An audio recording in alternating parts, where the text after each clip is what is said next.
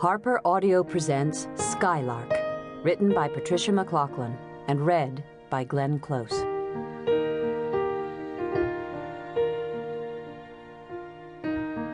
This is for Emily MacLachlan with admiration, with love.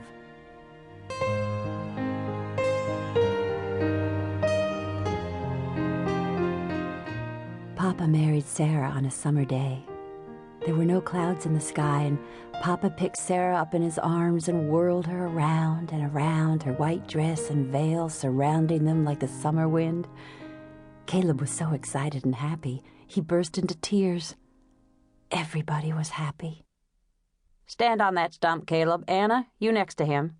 That'll be a good family picture." Joshua, the photographer, looked through his big camera at us as we stood on the porch squinting in the sunlight. Caleb wore a white shirt, his hair combed slick to his head, Sarah in a white dress, Papa looking hot and uneasy in his suit. The lace at my neck itched in the summer heat. We had to be still for so long that Caleb began to whistle softly, making Sarah smile.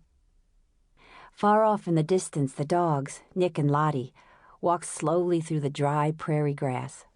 They walked past the cow pond, nearly empty of water, past the wagon, past the chickens in the yard. Nick saw us first, then Lottie, and they began to run.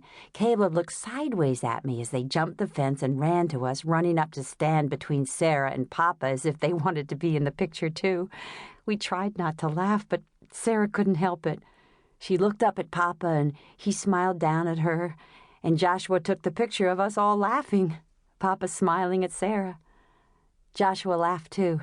"Oh, your aunts will like that picture," he said to Sarah. Sarah fanned herself. "They hardly know what I look like anymore," she said softly. "I hardly know what they look like anymore." I looked at Caleb. I knew Caleb didn't like to think about Sarah and her aunts and her brother, and the sea she had left behind. "It's Maine you came from, isn't it?" said Joshua. "Yes," said Sarah. "She lives here now," said Caleb loudly. Papa put his hand on Caleb's head. "That she does," said Joshua, smiling. He turned and looked out over the cornfield, the plants so dry they rattled in the wind. "But I bet Maine is green," Joshua said in a low voice. He looked out over the land with a faraway look, as if he were somewhere else. "We sure could use rain. I remember a long time ago. You remember it, Jacob. The water dried up, the fields so dry that the leaves fell like dust, and then the winds came. My grandfather packed up his family and left." "Did he come back?" asked Caleb. Joshua turned. "Nope," he said. "He never came back." Joshua packed up the last of his things and got up in his wagon. Papa looked at Sarah. "It will rain," he said. We watched the wagon go off down the road. "It will rain," Papa repeated softly. "Will you worry if it doesn't rain?" asked Caleb. "Yes, but we'll get along," said Pa. "We always get along." "Imagine having to leave," said Sarah. Papa took off his jacket. "We'd never leave here, Sarah," he said. "We were born here. Our names are written in this land." When Papa and Sarah went inside, Caleb looked at me.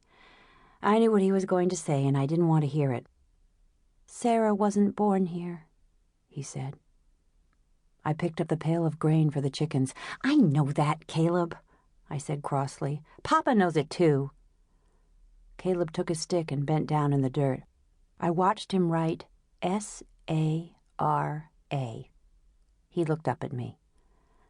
"I'm writing Sarah's name in the land," he said. "You can't even spell, Caleb," I said. "You can't." I walked away. When I turned to look at Caleb, he was staring at me. I wanted to say I was sorry for being cross with him, but I didn't. "Happily ever after," said Caleb when Papa married Sarah. "Now we'll live happily ever after. That's what the stories say." Caleb said that all through the summer and the fall when the prairie grasses